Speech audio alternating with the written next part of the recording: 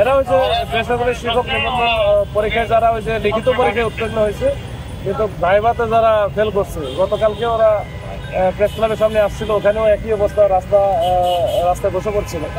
আজকেও তারা যমুনার যাওয়ার পথে যে কাকরাইল মসজিদ ক্রসিং এখানে এসে বসে পড়ছিল, পরে পুলিশ এসে ওদেরকে উঠায় দেয়। তো এখন ছত্রভঙ্গ হয়ে ওরা বিভিন্ন জায়গায় চলে গেছে, এখন আর কেউ নাই।